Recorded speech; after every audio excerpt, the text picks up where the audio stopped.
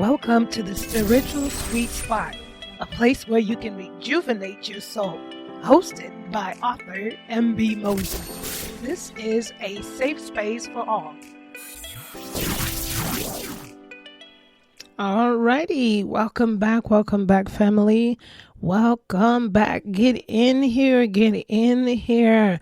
All right, so I am thrilled, excited. Love, peace, and happiness to you, family. Love, peace, and happiness to you. Sending positive light and love to your home. I'm so excited for this month. This month happens to be the month that society deems as the love month. We have love in every month, but we are going to lean into this energy and harvest this love month by creating intentions and manifestations, especially for those folks that are single and ready to mingle. Do they still say that?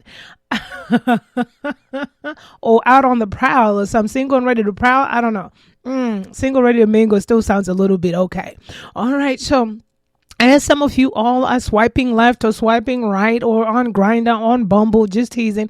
Nothing wrong with that. No judgment. You got to do what you got to do, right? What's the point of setting intentions and not putting in the foot forward to creating the intentions to manifest, right? I mean, hello, things just do not fall on your laps. But I digress. So listen, let's get in here. We're starting a series on relationships, specifically intimate relationships.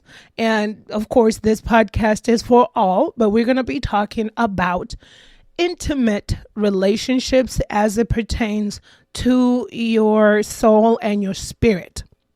All right. So before we get into the context, I'm going to need you all to do me a favor. 2 favors. I need you all to grab your spiritual goggles, because this is going to require some spiritual goggles.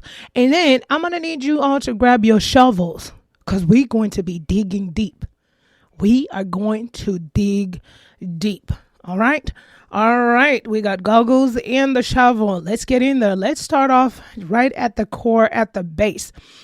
All right. So as it pertains to relationships, now, definitely this podcast is for all. And like I said, it's dedicated to single people for this month as well. And, I'm particularly talking to 18 and overs, but listen, it's for all, but particularly talking to 18 and overs. And so let's get in here. Those that are independent, you're out of school, high school, you're now, maybe a working class, and you're trying to juggle relationships and so forth, and, trying to juggle your life as well. All right. So let's get in here. Let's continue. Let's start. Let's start with this relationship talk. So let's start out on the foundation. It is very important if you're living your life as a single person, perhaps seeking to date, seeking to marry, seeking to kick it, seeking to mess around, which is the same as kicking it, Netflix and chill. No judgment. This is the zero judgment zone. So whatever it is that rocks your boat, no pun intended, it is important to guard our energy bubble, our energy space, our aura, to guard our soul, to guard our spirit. And in this next few episodes here in the series, you're going to learn on what the importance is as it pertains to your soul's sake and your spirit's sake when you bring people intimately into your life or even into your proximity. All right, so let's start. So it is important, right, to, before we get there, there's so many ways you could do this. If you're single and there are aspirations or perhaps desires that you desire for yourself, perhaps you desire to maybe get married one day, or perhaps you desire to find that person that you could share your life with, as a partner for the rest of your life. Or perhaps it's just that, maybe getting in fruitful relationships. So whichever you want to do, but you desire to have that person in your life. So whether you script, which is writing down in your notebook, setting intentions for manifestations, or whether you are a person that carries a list. In one of the episodes, I cover the list and my thoughts about the list. But whether you are either one of these people, whatever part of the spectrum you fall into, I want us to also now include these next aspects as just a few tidbits on this journey as we govern our energy circles in these intimate relationships. All right. So, what I've noticed when I came into my spiritual journey as a single person, I realized that it was important to have, per se, a mission statement. Now, there's an episode I go into depth about lists. If you're a person that likes to write the list, like, a map of the person you want, whatever rocks your boat. But for me, particularly, I went into, if you look at an organization or the organization of most companies, right, you will find a mission statement, you will find core values. And so for myself, particularly, of course, the older I grew, when I was above 25, I realized that it was important for me to have a mission statement. Now, the mission statement, now understand the mission statement was for the person who's to come into my life. This was a general consensus in my mind that I had. At that time, I didn't write, like, he got to be tall, dark, and handsome, making this my, nah. I did not write it down, but the mission statement itself had to be true to who I was at that time and point and journey of my life. And now I simply mean that the fact that when you evaluate a mission statement for, if you're a single person desiring a relationship, when you look at the mission statement, you're looking at a mission statement for what I can do to better or bring into a relationship. That was the angle that I was working on, because most times people desire relationships for what other people could bring to them. But so oftentimes we neglect to see what is it that I can do as an individual, as a single person, to aid in the desired relationship that I desire, to aid into the, the relationship I'm manifesting on my paper. What can I do? And I get into details in the next episodes there, where it's all about the energy of like energy attracting like energy, where I talk about creating yourself to being the person that you want to attract into your life. All right. So that'll be the mission statement. So the mission statement definitely has everything to do with you as an individual. Try to make it all about you and what it is. Let's say you desire to be married. Maybe you desire to be a wife. What is it that you are going to bring into your union as a wife? Perhaps you desire to be a dynamic girlfriend. What is it that when I find this next person in my life, what is it that I desire to bring into that relationship from my point of view? Okay. So let's continue here.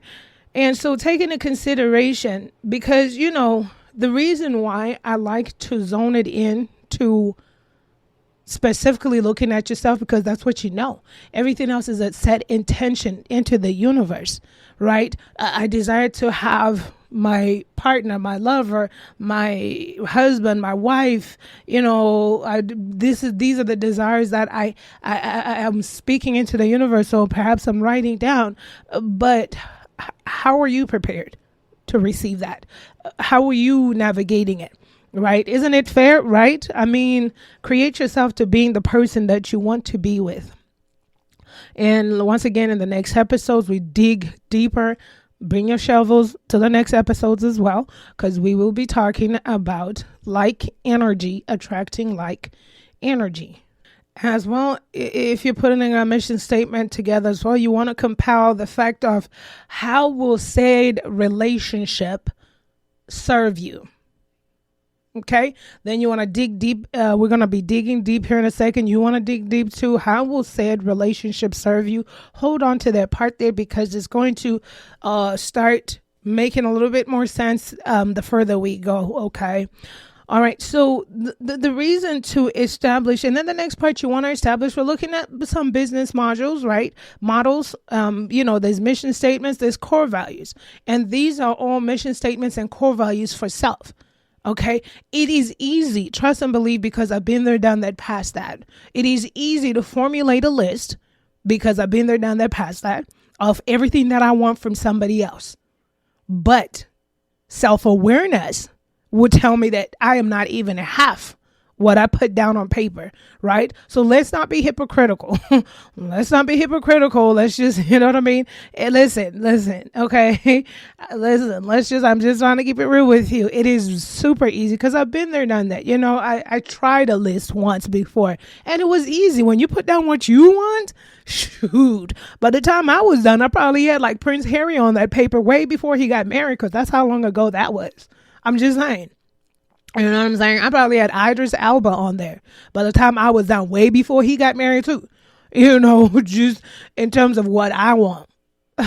But then I realized quickly, I was like, OMG, it's so easy to write down all this beautiful stuff that I want. And it scared me to my core because it almost seemed like a way too perfect list. Not saying that I didn't deserve it, but what I needed to do for myself that Spirit had illuminated at that time to me was what's going on with you? Like, girl, what you got going on?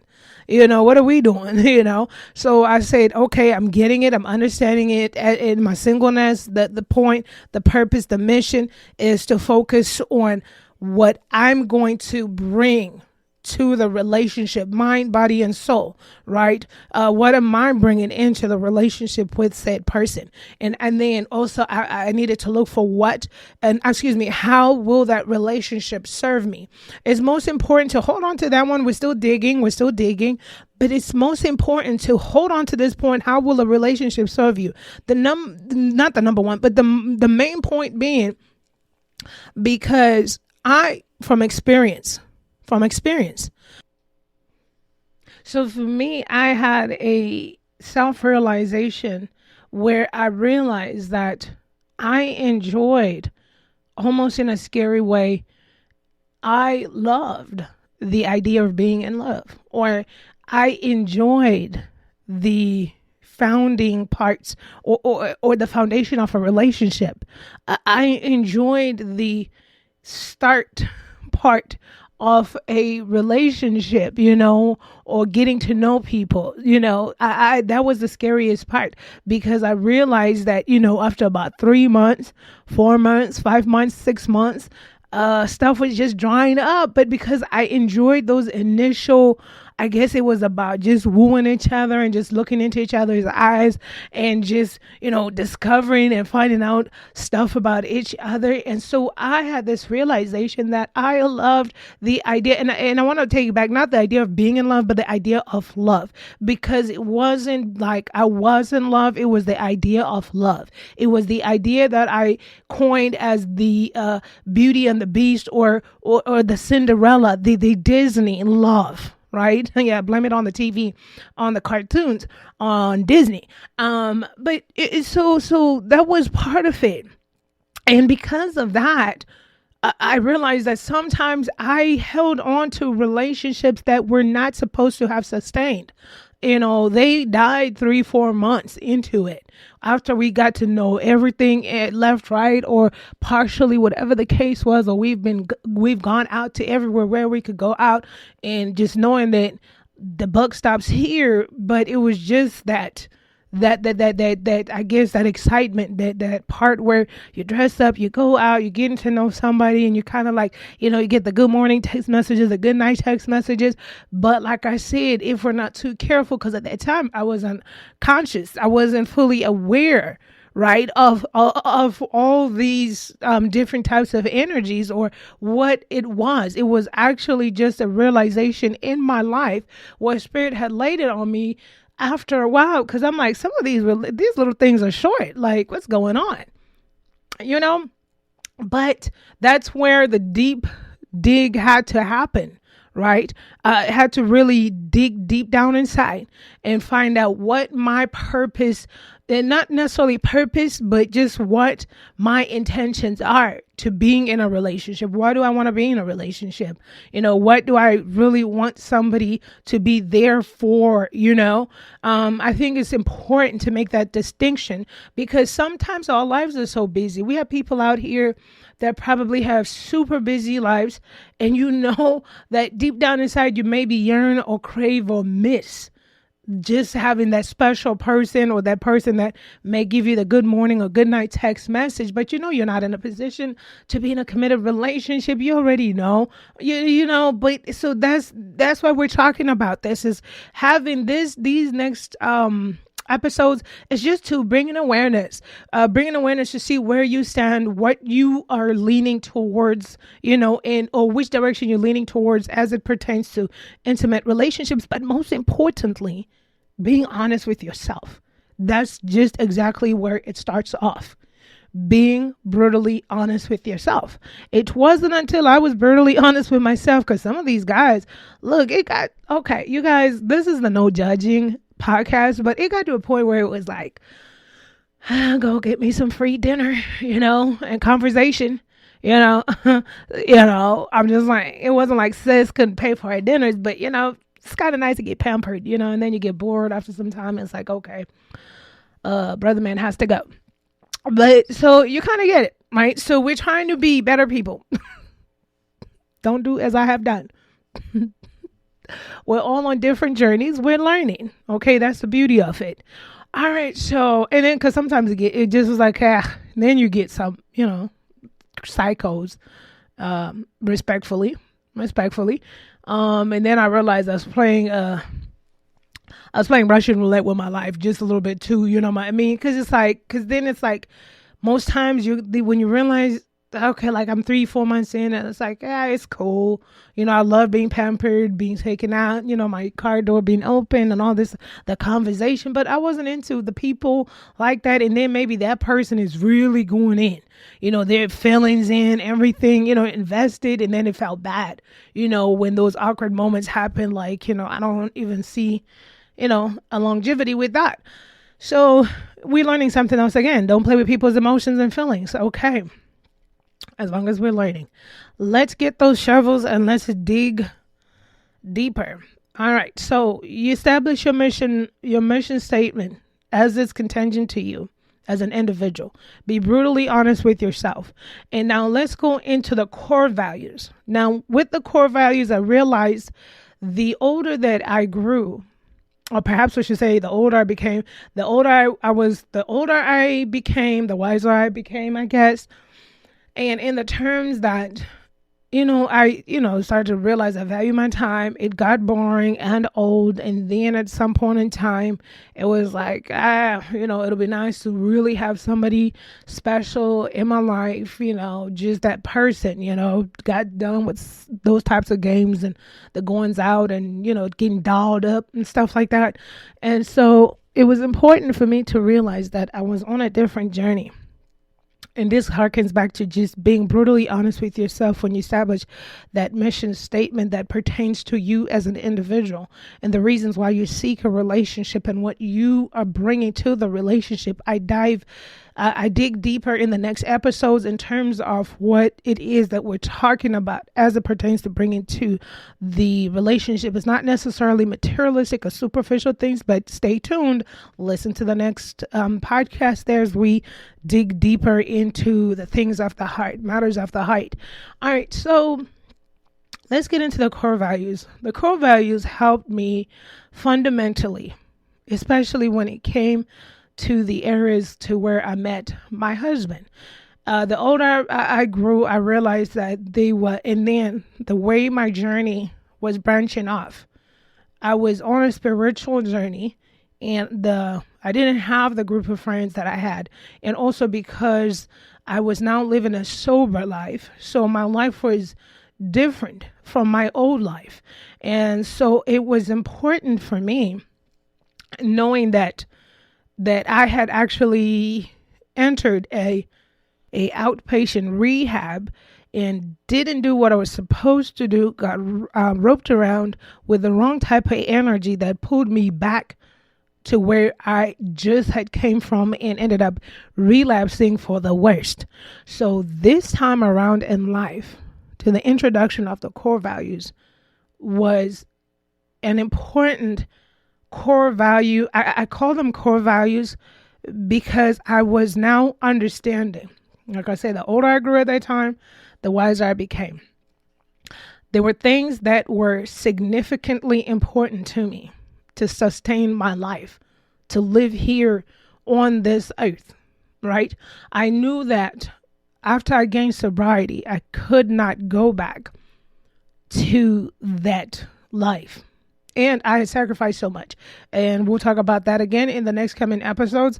And if you're new to the podcast, welcome. And I do highlight in detail about my sobriety in the earlier podcast there. But so it was important for my core values as it pertains to a relationship to understand on what it was I was willing to hold on to. The values, the morals that I was willing to hold on to. Now, and so we leave that core values as is. And my question to you as a single person is, what is it that you're willing to stand by and not waver? And as you listen to the next episodes, you also hear some of the challenges that I had that came from the few friends that I had left in my circle and or people that knew me and what people thought was not possible for my life as it pertains to relationships. So, and that's why I am so passionate to let you all know that, it's important to establish a mission statement as it pertains to your intentions on the person you are. What are you wanting out of the relationship? And are you that person from that relationship? Okay. And how will your relationship serve you? And we went to the point on when I said, hold on to the part of how will the relationship serve you? Because some people may be like I was, where you're in love with the idea of loving somebody or being in a relationship or going on dates and that part. And sometimes it just fizzes out 6 months later. Right. So it's not necessarily saying that they are, it's just, some people, just, it's not, things happen. Things happen. And I think it's also discerning, having the intuition to understand what relationship is a relationship for you to be intimate with.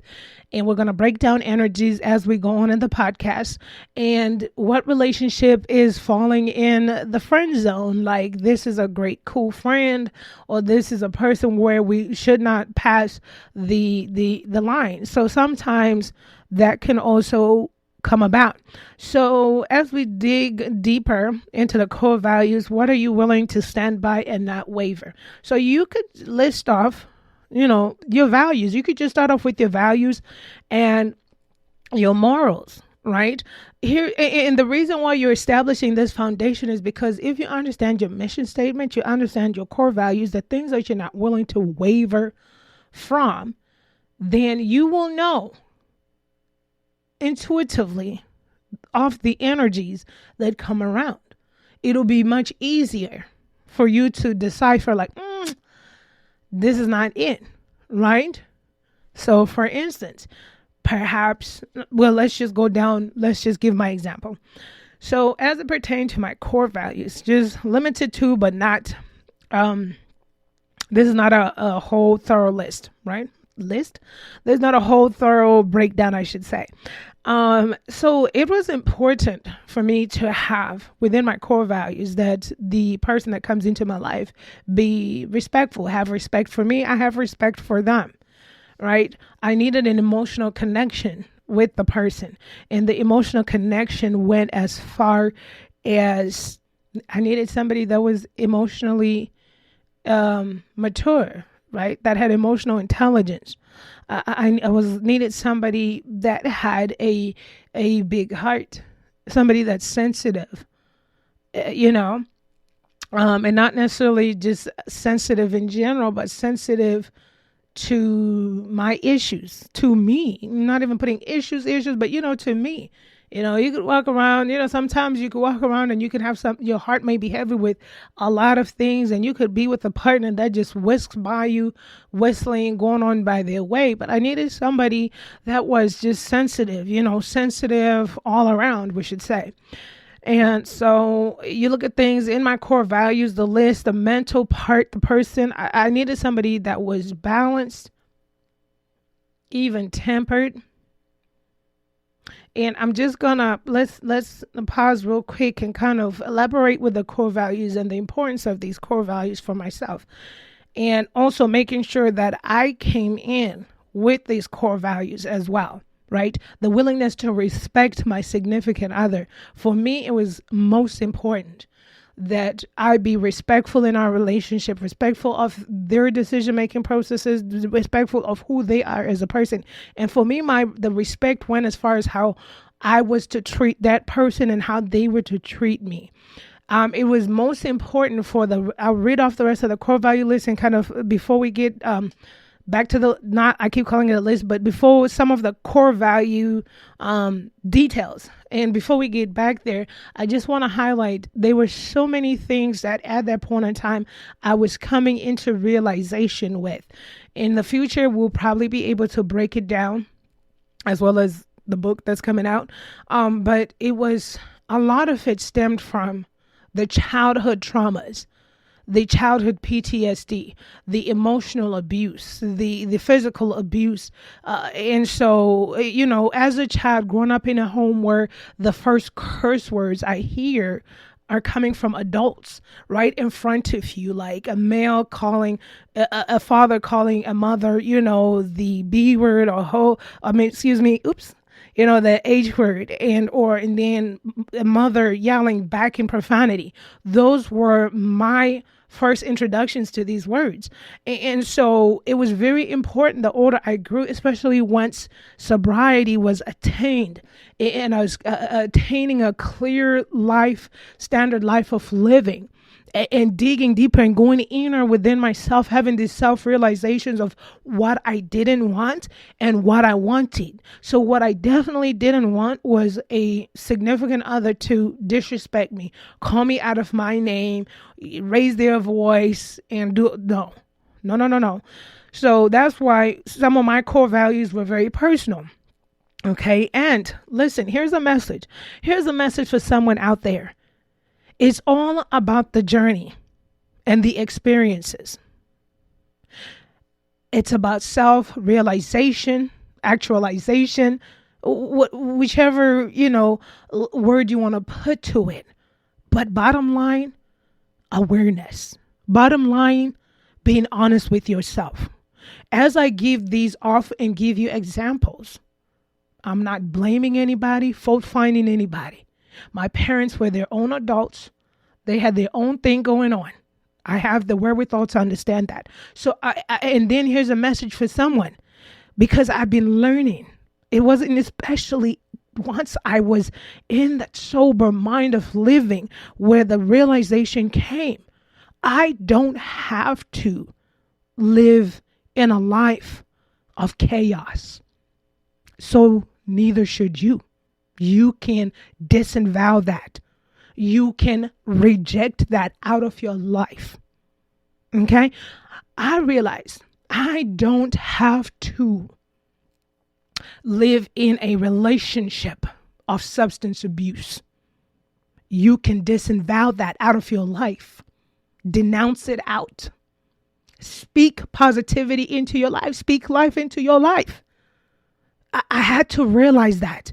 And I thank Spirit for all the awarenesses in my life, because it was at that point in time where my mind was getting back to being healthy and I was on this spiritual kick. The ultimate, that's the very first time I did my 40-day fast, 40-day fast from morning to like 5 or 6 p.m. Like not through and through, not like Jesus style, you know what I'm saying? But it was a lot of just magic happening in it all around me, where I started to realize, and it necessarily doesn't mean that I'm a perfect person, but it's because if you understood the relationships that I'd been entangled in before when I was an addict, an alcoholic, were toxic, were chaotic, were mean, were vile, were disrespectful, were disillusioned, were violent, were abusive. So now here I was learning more about life. And what happens generally, and this is way before an introduction to my journey with a therapist, but, and you always hear me say, do what you have to do, but I vouch for therapy. Find the right therapy that fits in with what you need to go with, in life to help you. These tools and resources. I digress. But I had to realize that, and I thank Spirit for always being the light in my life to bring me to these realizations, because I realized how dismal my past relationships were. That was not 100% anyone else's fault. There was blame right in between through. I take all my responsibilities.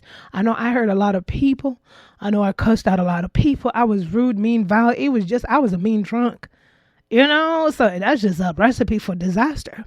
But when I gained sobriety and holding on to this journey that I'd started, that Spirit says we're going on to this spiritual sweet journey, it gives me goosebumps every time I think about it, because it felt like another chance in life, a whole new fresh start.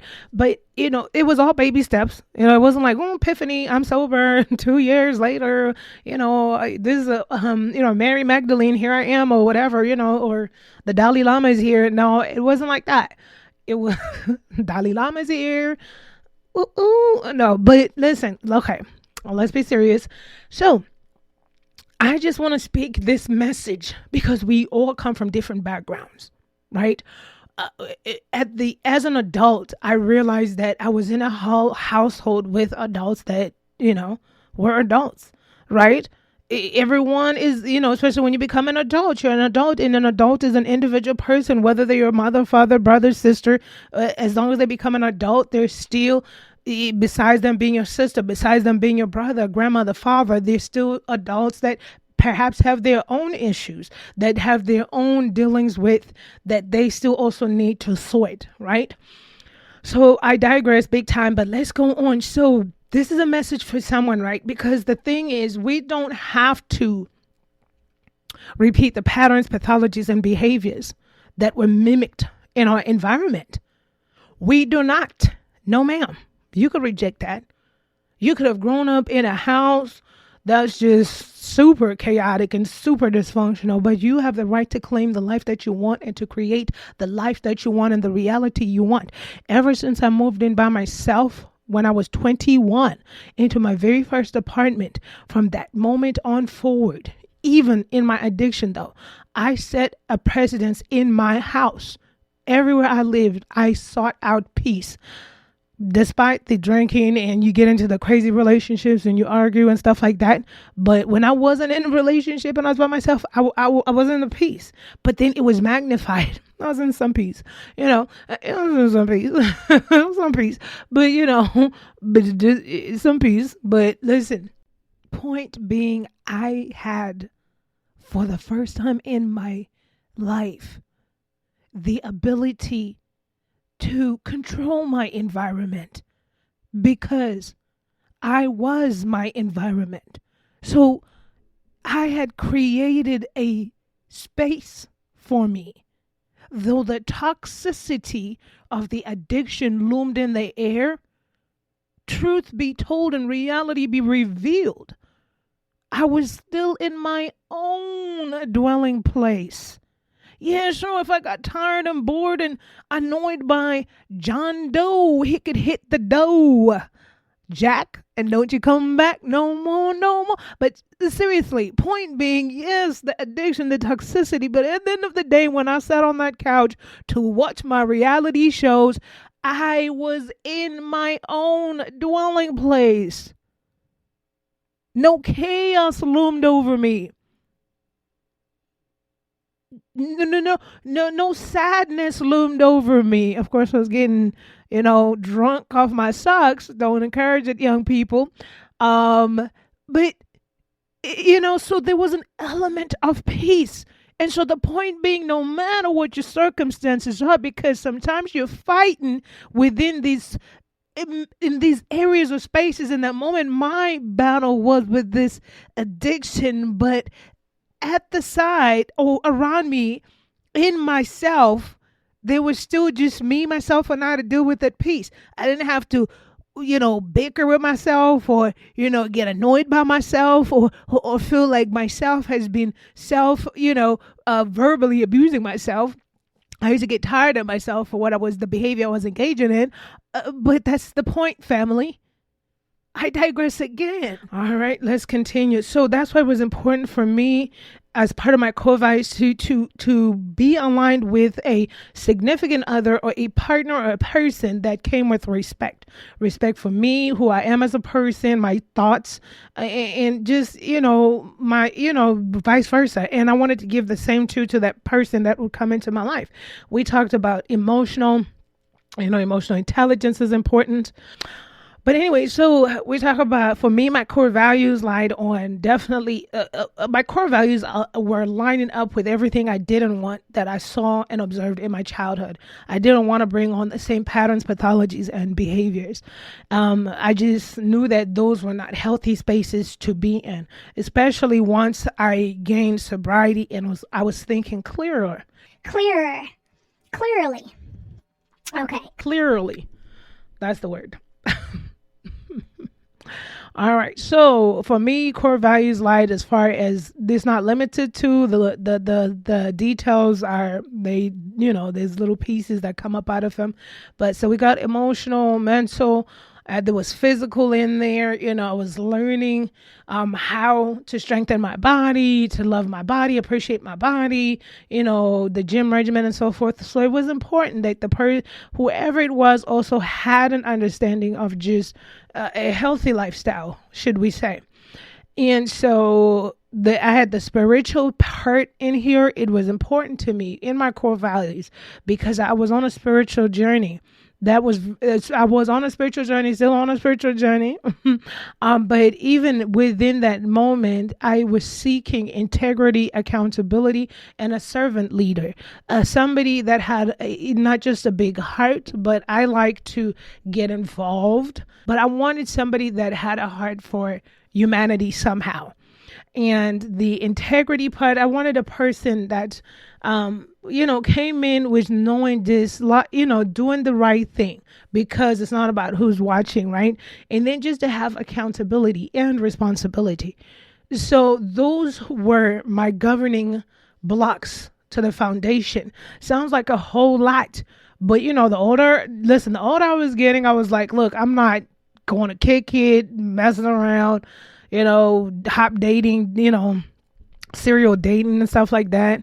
It got so old. It's like, let me, wouldn't mind that steady person in my life. And this was just an umbrella of the things that I looked to. Now, when we dig deeper into the next relationship podcast, you'll hear me referencing surface, which is the basics of the core values, right?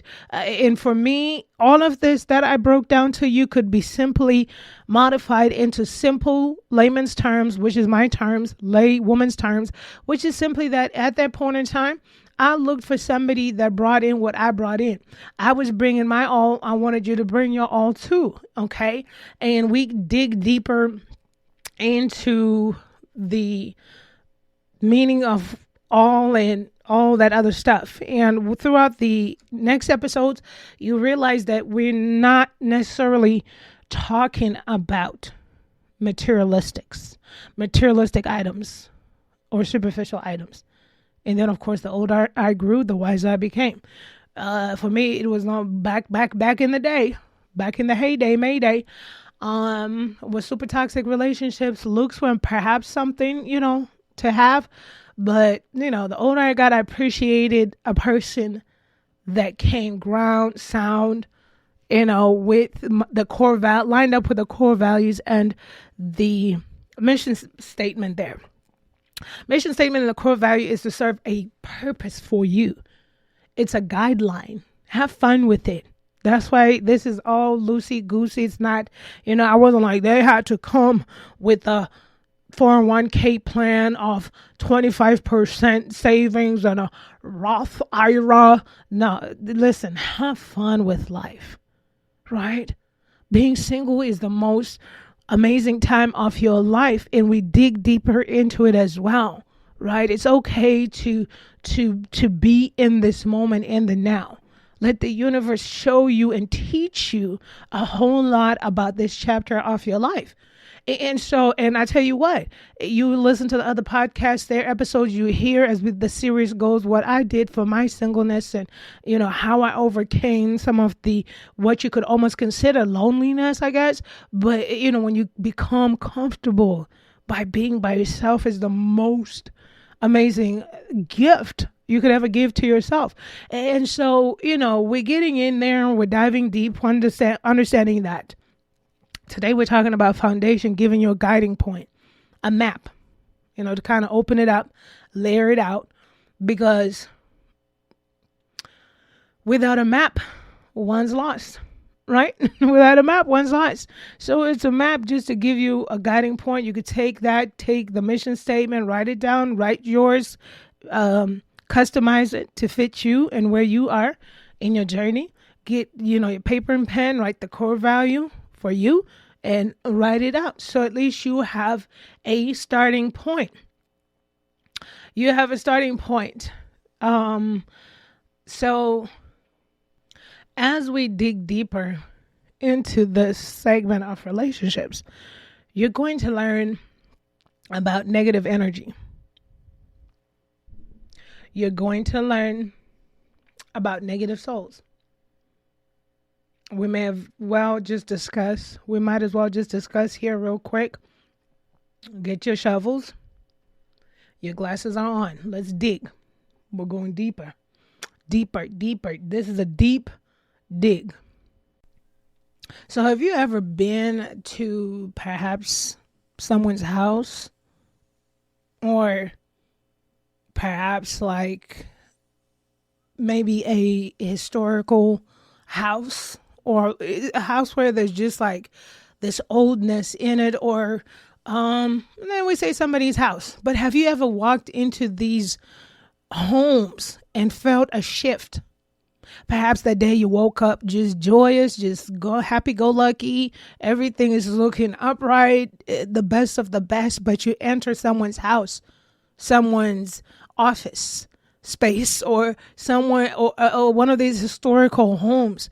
And all of a sudden, it just feels like your mood just drops. Just everything about you just drops. And perhaps you go to the caverns, or perhaps you go visit haunted houses or explore haunted places. Woke up once again, just whistling, and just the day is an amazing day, and you get to these places and it just feels like a shift has come upon you and something is sitting on your shoulders, and all of a sudden you just feel sad, bad, almost to maybe sometimes the brink of tears. You're feeling energy. That's that negative energy, possible negative energy. So most times with negative energy, as we talk about its base and just on the surface, can be sensed and felt in different spaces. We are beings that are energy beings. So therefore, we are able to sense. I know I have gone into some people's houses, and it was just felt this darkness, this looming, just this sadness, just depressive moments. So I know I felt these moments, or going to different areas, or when I used to travel a lot and spend time in different hotels, you could almost sense the space. That's why it's important to do your cleansing rituals. Check out the January podcast. But those are negative energies that can be sensed. You can feel them. You could go to a place. You could be at a place. You could go to a place. You could be somewhere where you could feel the negative energy. Most times negative energies definitely dwell in isolated areas, of course. Of course, positiveness is a light to the negative areas and spaces, but just take into consideration next time when you are in spaces or places where your mood shifts down. Perhaps your heart starts beating real fast. You become fearful, frightened, and you just become sad and just, depressed instantly. Okay? You might want to sage when you're on your way back home. Now, energy is dispersible, right? So personally speaking, I do whatever you want to do in life.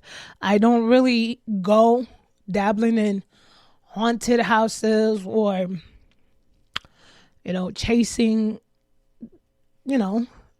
those types of energies, only because I don't have time for anything to attach itself to me and come back with me home. All right. And one thing you have to understand, listen, we're digging deeper. Your spiritual goggles are on. One thing you have to understand is that energy can only be around you if you invite it.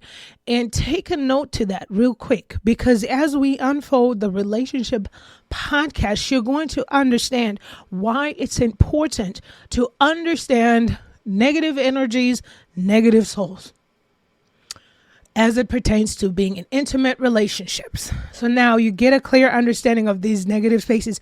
And you all, back in the day, we used to travel. For those that have been listening to the podcast for a long time, I was a traveling clinician. And we used to go to itty bitty towns. I used to work in rural America. Populations of 500, 250, you name it. Seen it all, 100, populations of 100 sometimes. Creepy little towns to me. And it's as if every single time we traveled, I felt the spirit of these towns. And then sometimes would have to spend would call it overnight, would have to spend the night at a town to work close by the next day.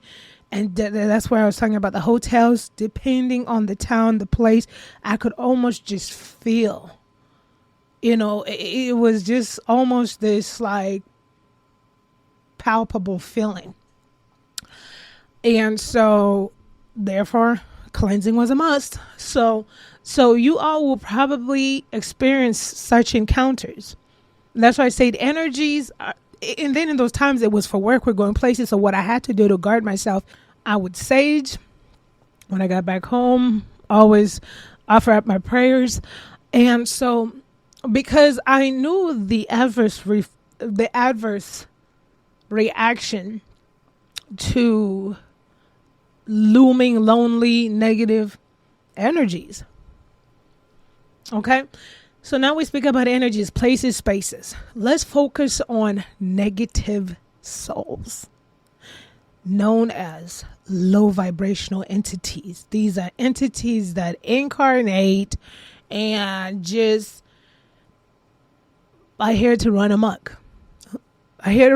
This is your, we've killed 6 people, serial killer with no remorse. So right here. Just dark, negative souls. Low vibrational souls. Filled with chaos, destruction. And sole purpose is to destroy your soul and your spirit, break you. So in the importance, once again, in relationships is to put on your spiritual glasses, to understand who you're inviting into the fold. Because the last thing you want is a low vibrational, negative soul attached to you in a relationship.